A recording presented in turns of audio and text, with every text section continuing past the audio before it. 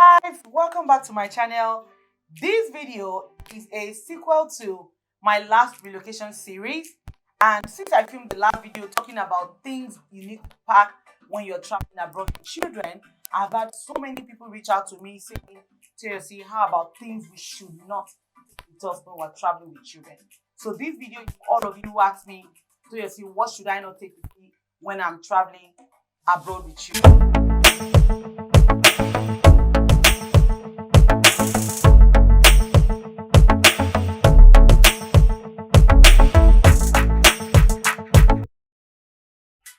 When I got the request for this video, I quickly went to the UK site to have a look at the things that are allowed and the things that are not allowed. So on my list, I have a list of things that are specifically not allowed from the UK government and other things that I rated taking with me. I would like to also share with you to help you so that you don't make the same mistakes that I made.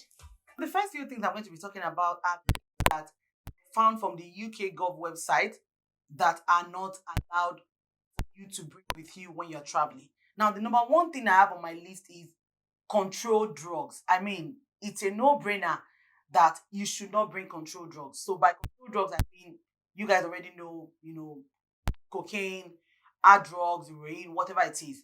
You should not travel with it, especially if you're traveling with children. You shouldn't travel with it. Aside from the fact that it's going to put you in trouble when you get here or before you leave Nigeria, it's just dangerous, it's damaging to you. So don't consider it at all. Don't. You shouldn't travel with that. You shouldn't travel with that. Except if what you're traveling with is prescribed medication and you have your prescription with you. So if you're traveling with anything that looks like something that will be flagged, right? Maybe like very strong painkillers that people use to get high and all of that, you need to make sure that you have your prescription with you so that when you are stopped and they ask you what is this for, you can actually show your doctor's prescription. Maybe you're looking for a certain type of pain that normal analgesic will not solve, then you want to show them your prescription. So no control drug except their prescribed medications that you can show your prescription for. The second thing I have on my list is offensive sprays.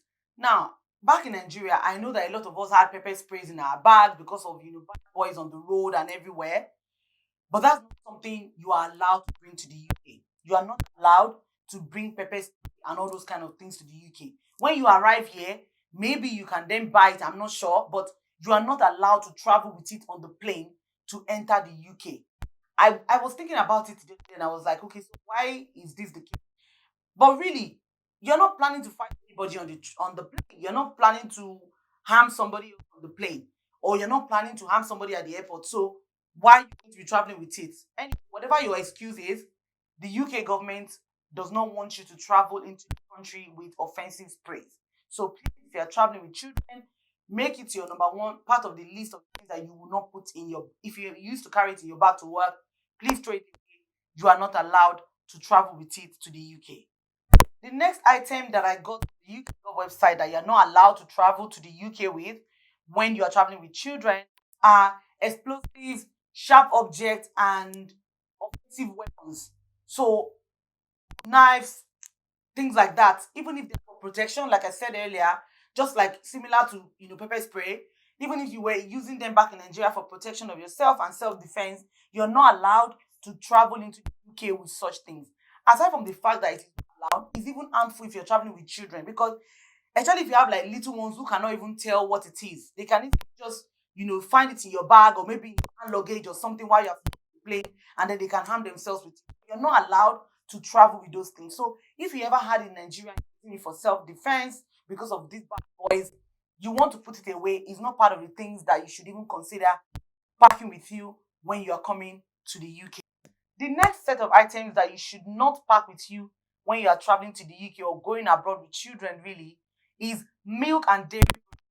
It is totally not allowed, except if the milk is a baby milk, like children's milk, and you can, of course, they will probably ask you to test it, take some of it for them to be sure that it is a baby's milk. But aside from that, anything that has to cheese, other types of milk, you are not allowed to carry those kind of things to the UK. So don't even think about it, except if you are carrying a baby and it is baby food. If it is not baby food, you are not allowed to bring it. You are not allowed to bring any kind of milk or dairy product to the UK. The next set of items that you should not consider bringing to the UK when you are moving abroad with children is meat and meat products. First of all, meat is very cheap. You can easily buy meat from the market. So why are you going to be stressing yourself carrying meat all the way from Nigeria? Or like fresh fish. You're not allowed to bring fresh fish. First of all, before you get here, it's possible that it would have even gone bad. And secondly, they wouldn't even let you come in with it. You're going to soil your clothes, you're going to soil your bag. Why are you going to do that? You can easily buy fish here. I mean, easily, fish might be a bit expensive compared to meat, but still, you can easily buy it here. There's no point thinking of carrying fresh fish with you. It doesn't even make any sense. Even you can easily buy meat here. There's no point trying to order any kind of meat to bring. Goat meat here, you can find cow meat, you can find pork, you can find any kind of meat. So trying to carry meat with you when you're traveling coming to the UK doesn't make any sense. So don't even think about it at all. It is not necessary. The next item on my list of not to carry when you are coming to the UK is high heel shoes. See, don't let anybody deceive you. Carrying high heel shoes is a bloody waste of time and is also just going to waste your space. If you're traveling with children, consider using your space in your box for something else because you're going to buy so many high heel shoes here. It's super affordable. You will even find way better quality here. Why are you going to be carrying shoes from Nigeria here? It's a waste of space and just too much stress. It doesn't make any sense. You can easily just walk into the store, even a charity shop. You can buy the shoes as cheap as £2 to £5. So why are you going to use all of your space to be carrying high heel shoes that you probably will not even wear? So many of us that even live here don't wear our high heel shoes. Don't let anybody lie to you, except on Sundays to go to church. And it's usually a case of enter the car, come out. The reason is this: the weather will not even let you survive in high heel shoes. Most of us are wearing trainers, ballerinas, comfortable shoes. So why are you going to use all of your space to be carrying heavy shoes that you probably will never get to wear? Or maybe once in a month or once in 2 months. Leave them in Nigeria. You can give it away to people. When you get here, you buy new ones that you buy new ones that you need. The next thing on my list of things not to pack when you're traveling to the UK is loads of children's clothes or even loads of clothes for yourself. It doesn't make any sense. The reason is this: clothes are cheap here, right? And number two, it's also possible that the clothes that your children currently have in Nigeria will not be weather appropriate. So you bring all of it here and then they can't wear it. You would have used it to waste that you probably would have used to bring food that you guys need. And then when you get here, clothes will have to go to the bin because they can't wear it because it's not appropriate for the weather. So don't take too much clothes for them. Aside from natives, you don't really need to bring any clothes for the children and yourself because whatever kind of clothes you need, you can easily buy here for a very, very affordable price. So please, there's no point bringing so many clothes for the children when you are coming over. And also shoes. It's possible that most of their shoes are sandals, are things that are appropriate for warmer weather. Those things cannot be worn here. They can't be worn here. So don't bother bringing them. Just leave them. When you get here, you buy new ones for them. And it's super affordable. It's nothing to worry about. The next item on my list of things not to pack when you're traveling abroad, especially to the UK with children, is seasoning cubes. It has never made sense to me why people carry Knorr cubes, Maggi cubes, and then bring it abroad. Those things are very heavy. But guess what? They are sold here. They might be a little bit more expensive than the price you would have paid for it in Nigeria. But when you consider the value of your space to carry African food or carry other things that are very important, I would rather not carry seasoning cube because you can easily buy them here. So why are you going to be wasting space in your box and stressing yourself and bringing them when you can easily walk into any African shop and buy it? After all, it's not like they have a specific taste, or it's not like Knorr cubes that you find in Nigeria. It's different from Knorr cubes that you find in the UK. No.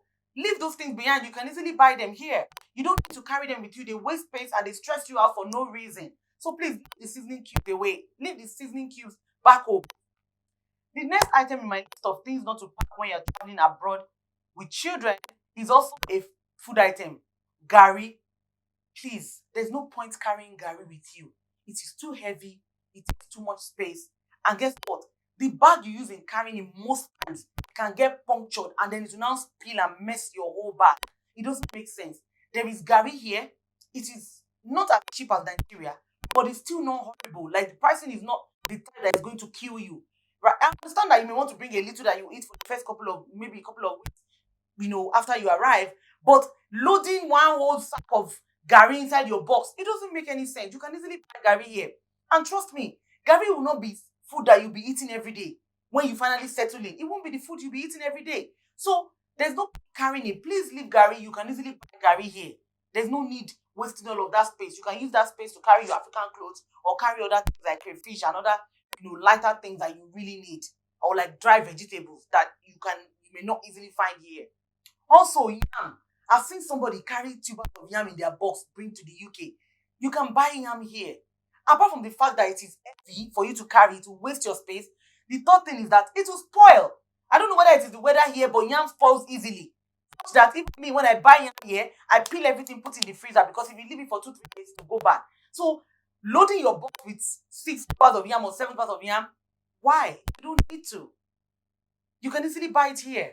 The last item on my list of things not to pack when you are traveling abroad with children, especially to the UK, is red oil. Please, somebody make it make sense. Why are you going to carry red oil? I heard that people say, oh, they will freeze it. It doesn't taste the same. No, I don't agree. Especially because the risk of carrying it is too much. First of all, I don't think it is officially allowed.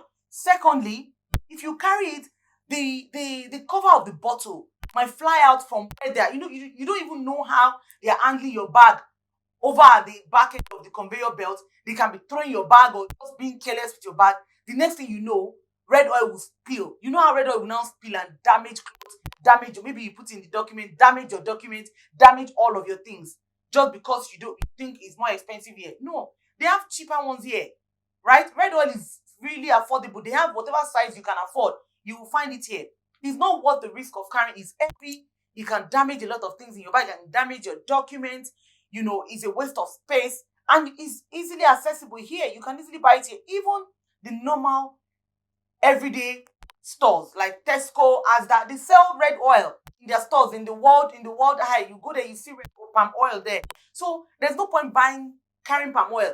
If you like palm oil so much, there are other vendors in Nigeria who have their plots in the UK. At least I know about a couple of them who have people who sell, for example, UD Food. I know somebody who sells UD Foods oil so many people that sell UD Food oil in the UK. You can easily reach out to them and buy from them. Of course, it will not be like you buying direct from UD Food, but then it is still the good quality if you really like a certain taste. So there's no point carrying oil in your box. It doesn't make any sense. If you enjoyed this video and found it useful, please don't forget to give it a thumbs up. It tells me that you like this video, and it tells me you want me to film more things that are like this. If you have any requests, suggestions, feedback, please leave me a comment in the comment section or send me an email right here. Right?